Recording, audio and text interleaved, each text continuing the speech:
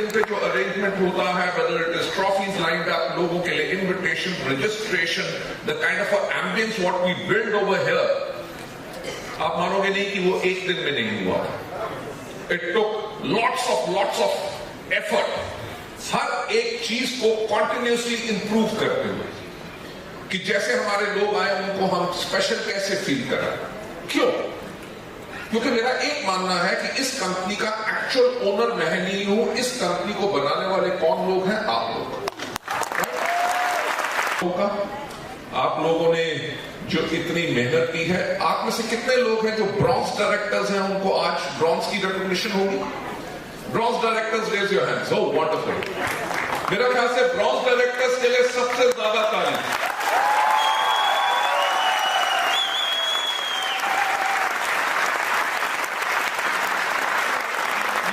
मेरा हमेशा एक कहना है कि ब्रॉन्ज एक वो लेवल है जो सबसे ज्यादा मुश्किल है, और सबसे आसान जो लेवल है वेस्टीज में वो double universal crown director. You know why?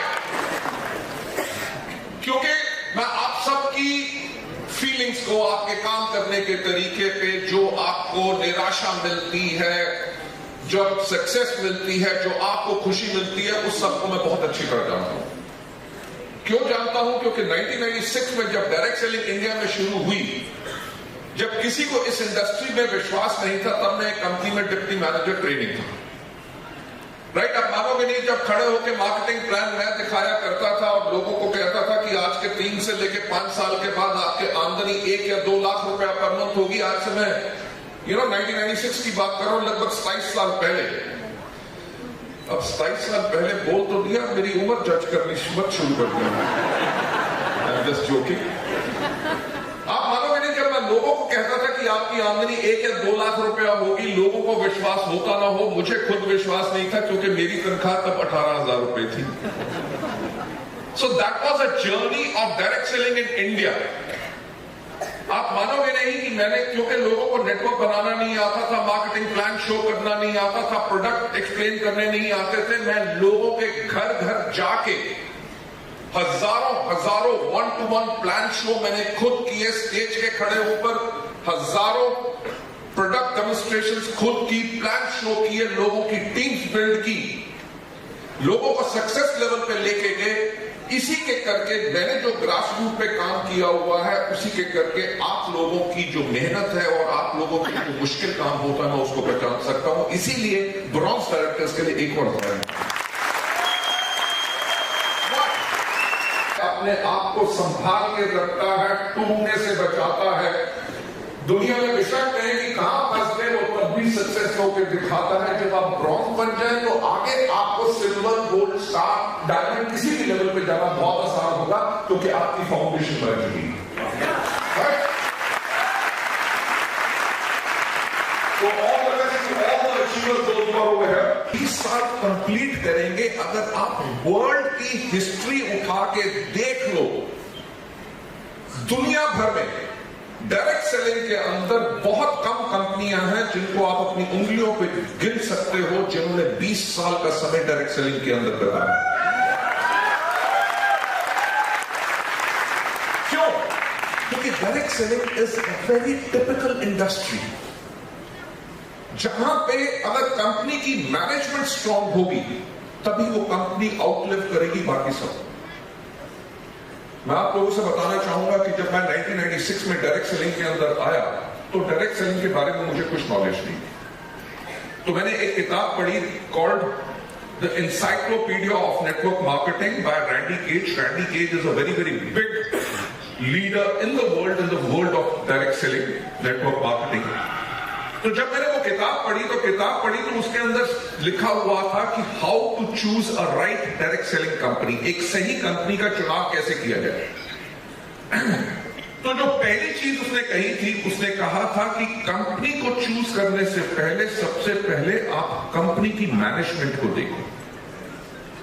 You won't believe, मैं नेटवर्क मार्केटिंग में नया था, मैंने कहा कंपनी की मैनेजमेंट को क्यों देखना है भाई. कंपनी का काम क्या है? एक अच्छा मार्केटिंग प्लान हो जो रिवॉर्डिंग हो, कंपनी के प्रोडक्ट्स अच्छे हो. भाई लोगों ने काम करना है, मेहनत करनी है, और उसके बाद जो नेटवर्क में प्रोडक्ट की सेल होगी उसके करके कंपनी ने उनको इनकम देनी है, उसके अंदर मैनेजमेंट को क्या देखना। But that was my biggest folly, because मैं उस टाइम पे इस इंडस्ट्री में शुरू हुआ था।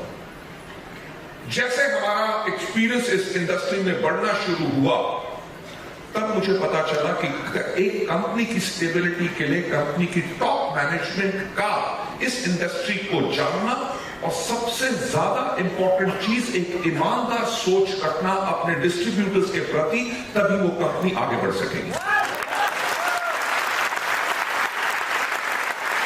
सब कुछ अलग किया। 2004 में जब हमने वेस्टीज की शुरुआत की तो हमने दुनिया भर में डायरेक्ट सेलिंग जहां जहां एक लीगल इंडस्ट्री है वहां के हमने कानून पढ़े, और 2004 में वेस्टीज को उसी तरह से बनाया जैसे इंडिया में कानून हो, पर तब कानून थे नहीं। जो गाइडलाइंस आई वो 2016 में आई, यानी कि 12 साल पहले हमारी तैयारी पूरी थी। जब गाइडलाइंस आई सब कंपनियों ने अपने आप को बदला, एक कंपनी ने नहीं बदला, वो थी Vestige.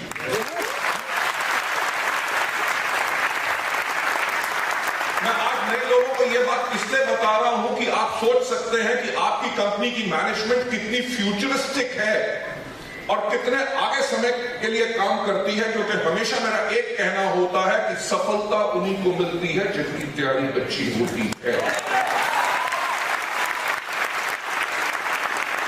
We created everything fantastically, जैसे एक बहुत बड़ी कंपनी ऑपरेट करती है आज के दिन पे। इन 19 साल का इतिहास, मुझे आपको कोई सपना दिखाने की जरूरत नहीं कि वेस्टीज आगे चल के क्या करेगी। इन 19 सालों में आप देख लो कि वेस्टीज ने वो किया जो कोई भी इंडिया में और कंपनी नहीं कर सकी। Right, that is what we did. आप लोगों का ज्यादा टाइम लेते हुए मैं आपको सिंपल एक कहना चाहूंगा कि वेस्टीज एक वो ऑर्गेनाइजेशन है जो दिन रात इसी चीज के ऊपर काम करती है ताकि आप लोगों का कैरियर, आप लोगों का भविष्य सुरक्षित कैसे रहे। वेस्टीज गलती से भी कोई गलती ना करे जिसके करके आपके कैरियर को कोई काम आ सके। We always work for the future. मैं आपको बताना चाहूंगा कि 2004 में हमने शुरुआत की थी। 2011 के अंदर जब एक नई डिकेड शुरू हो रही थी तो तब हमें 7 साल हुए थे। 7 साल हुए तो हमने एक किताब निकाली कॉल्ड हेयर टू इटर्निटी। तब इंडिया में कोई लॉज नहीं थे, कुछ नहीं थे। लोगों को यह डर था कि डायरेक्ट सेलिंग इंडस्ट्री बंद हो जाएगी, गवर्नमेंट इसको बैन कर देगी, सब डर रहे थे। पर वेस्टीज ने 2011 के अंदर एक किताब निकाली कॉल्ड हेयर टू इटर्निटी, यानी कि अब से लेके अंत काल तक वेस्टीज रहेगी। तो अगर आपके पास आज भी वो अगर बुक आपको मिल जाती है, just have a look at it. हमने उसके अंदर कहा कि हम इंस्पायर्ड हैं उस वंडर ऑफ द वर्ल्ड के अंदर जो इंडिया के अंदर है, जिसका नाम क्या है? ताजमहल। आपको पता है कि ताज को बनने में कितने साल लगे थे? 22 साल। सबसे पहली जो इंस्पिरेशन वेस्टीज ने ली कि किसी ने सोचने की हिम्मत तो की। कोई चीज आप आज शुरू करो, उसको कंप्लीट होने में। नंबर तीसरा जो इंस्पिरेशन हमने ली, परसिवरेंस एंड परसिस्टेंस। कि ताज को बनाने में बहुत प्रॉब्लम्स आई थी, पर वो अपने गोल से हटे नहीं। We said whatever may come, Vestige अपने गोल, अपने टारगेट से हटेगी नहीं। We kept on doing all the right things. Last but not the least, जो हमने इंस्पिरेशन ली कि हम एक ऐसी कंपनी बनेंगे जिसको कोई डुप्लीकेट ना कर सके।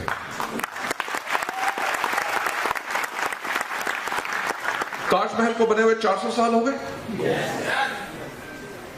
इतनी टेक्नोलॉजी, इतनी इंजीनियरिंग बेटर हो चुकी है, पर तब भी दुनिया में कितने ताजमहल हैं? यानी कि ऐसी कंपनी क्रिएट करो जिसको कोई डुप्लीकेट ना कर सके।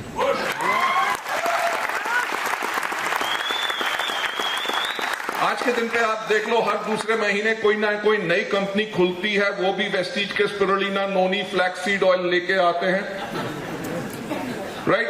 किसी कंपनी के पास पहले सिस्टम यूनिफॉर्म नहीं होती थी, आज के दिन पे वेस्टीज के जैसे सबने सिस्टम यूनिफॉर्म करनी शुरू कर दी। हमारे एजुकेशन सिस्टम को फॉलो करते हैं, हमारे प्रोडक्ट्स को फॉलो करते हैं, हमारी ट्रेनिंग को फॉलो करते हैं, और सबसे ज्यादा टारगेट किसको करते हैं? वेस्टीज के लीडर्स को। व्हाई?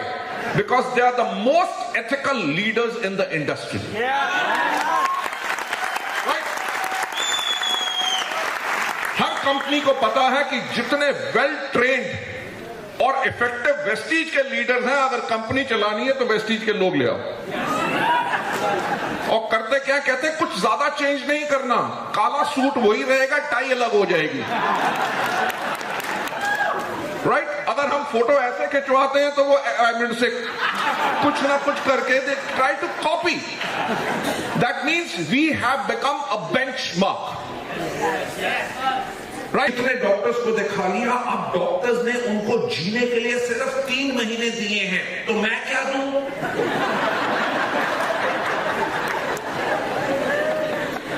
तो मैं कहता था 3 महीने के बाद कंधा दे देना।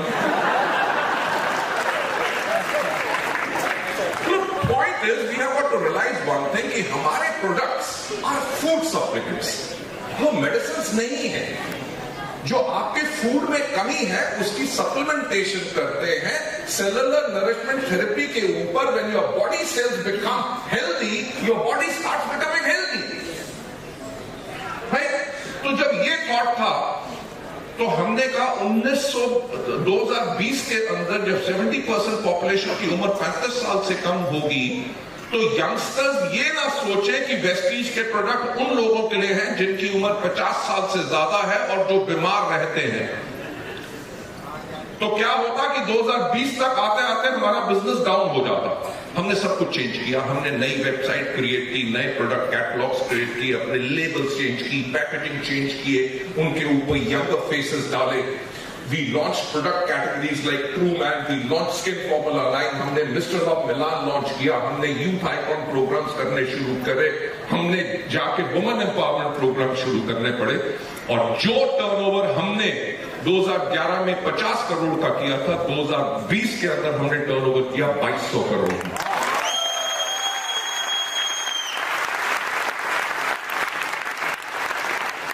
थैंक यू सो मच तालियों के लिए। सर आपको, और आपको पता है कि 2030 तक क्या होगा? आप में से कितने लोग हैं जिनके पास स्मार्टफोन्स हैं? Almost everybody, right? आपको पता है फोन्स ने क्या किया? घड़ी को खत्म कर दिया, अलार्म क्लॉक को खत्म कर दिया, कंपास को खत्म कर दिया, कैलकुलेटर को खत्म कर दिया, कैमरा को खत्म कर दिया, रिकॉर्ड प्लेयर, सीडी प्लेयर, सब कुछ खत्म कर दिया। एसटीडी बूथ जो होते थे वो खत्म हो गए। लोगों ने चिट्ठी लिखना बंद कर दिया, राइट? और सबसे इंपॉर्टेंट चीज बंद कर दी भाई साहब, कि हमारे इंडिया में कोई भी कहीं जाके किसी भी चौक पे रुके और कहे भाई साहब उस घर का एड्रेस क्या है, लोग इमीडिएटली बताते थे हाँ या ना। आज के दिन पे Google maps and everything. That means कि जो चीज आज मोबाइल ने की है, आज के दिन पे 5G है, तब तक 6G या 7G होगा। कहने का मतलब क्या? 2030 के अंदर दुनिया टोटली डिजिटल होगी। जस्ट ट्राई टू इमेजिन कि जब